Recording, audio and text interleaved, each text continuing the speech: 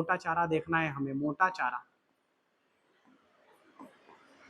ये लीजिए मोटा चारा स्टार्ट कर देते हैं, है ना। इसी को हम बोलते हैं रुक्षांश, इसी को हम क्या बोलते हैं, रुक्षांश हम बोलते हैं, है ना। इसी को इंग्लिश में बोलते हैं रसेज, इसी को इंग्लिश में क्या बोलते हैं भाई साहब, इसी को इंग्लिश में बोलते हैं रसेज। क्या बोलते हैं इसे, इसे रसेज बोलते हैं हम। ये क्या होता है सर, ये क्या होता है, अभी हम समझते हैं मोटा चारा क्या होता है, मोटा चारा का काम क्या है भाई साहब, है ना। मोटा चारा क्या होता है, अरे मोटा चारा वही होता है, ठीक है। देखिए इसको कर देते हैं हम बिल्कुल फिक्स और पढ़ना करते हैं फिर स्टार्ट,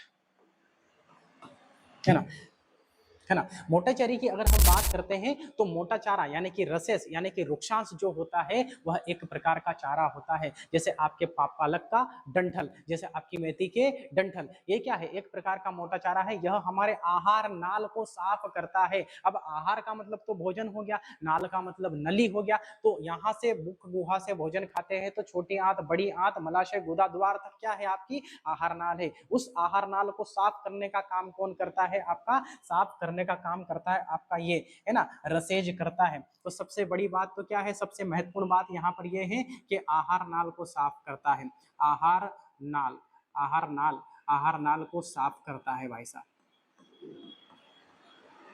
साफ करता है, ठीक है। और ये जो होते हैं ये रेशेदार होता है। ये कैसा होता है, रेशेदार होता है, रेशेदार होता है। जैसे कि अगर हम बात करें, जैसे क्या हो सकता है, तो जैसे पालक के डंठल, जैसे पालक के डंठल, पालक के डंठल, पालक के डंठल, डंठल, है ना, जिसे व्रंत कहते हैं। क्या कहते हैं साथियों, इसे व्रंत कहते हैं। और ये पचता नहीं है, ये क्या नहीं होता है भाई साहब, ये पचता नहीं है। ये बात आपको याद रखनी है, ये पचता नहीं है ना, ये नहीं पचता है। जो डंठल होते हैं ये नहीं पचता है। इसीलिए इसका काम क्या होता है, यह जल को भी रोक कर रखता है। ये किसको रोक कर रखता है भाई साहब, ये जल को भी रोक कर रखता है ना। तो याद रखना है आपको, ये क्या करता है, जल को रोक कर रखता है, जल को रोक कर रखता है भाई साहब,